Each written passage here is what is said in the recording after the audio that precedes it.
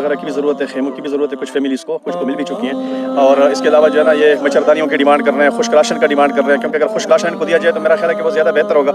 वो 15-20 दिन तक अगर ये लोग जो है ना उस पर अपना खुद ही पकाएंगे और खुद ही उनका जो है वो करेंगे। इसके अलावा जो है साफ़ पानी अगर उनको प्रोवाइड किया जाए, मुझे नहीं लगता कि यहाँ पर साफ़ पानी की सहूलत भी मुयसर है। और लॉन्ग टर्म में तो जो है ना जैसे उस्ताद जी ने फरमाया अभी 1 महीने के बाद सर्दियाँ शुरू होंगी, तो उसके हवाले से हमें पूरा ताउन करना चाहिए। अगर इनको छत का सामान दे सकते हैं, इनको जो है ना हम कोई ईंटें वगैरह दे सकते हैं, पूरा घर बना कर दे सकते हैं। मतलब जितने भी घर की कोई ज़रूरियात होती है, या अगर हम जो है ना इनको कोई उसमें से कोई एक चीज़ भी प्रोवाइड कर दें या पूरा घर इनको प्रोवाइड कर दें, तो मेरा ख्याल है ये बड़ी मदद होगी और इसी की तरफ सबको जाना पड़ेगा। जब ये पानी उतरेगा तो ज़ाहिर बात है कि फिर ये सिलसिला शुरू होगा और सर्दियों से पहले ये होना चाहिए, वरना किसी के पाँव में चप्पल नहीं है, रेत गर्म है।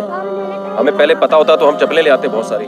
लेकिन इंशाल्लाह अभी यहाँ मौलाना वैस साहब जो पाकगेट के मुस्तकिल नुमाइंदा हैं यहाँ लेकर आए हैं, तो आप स्पेसिफिक अगर इस इलाके के हवाले से कोई ताउन करना चाहें तो इसी वीडियो के कमेंट्स में भी आप लिख सकते हैं। और ये वीडियो मुफ्ती साहब के ऑफिशियल उस पर भी है, तो वहाँ भी आप बताएं, तो इंशाल्लाह पाकगेट की टीम आपसे रब्ता करेगी। और ये जो खैरपुर का एरिया है, ये जो लोग हैं बेचारे बुजुर्ग अम्मा हैं, इनकी बहाली की कोई सूरत बनेगी जी।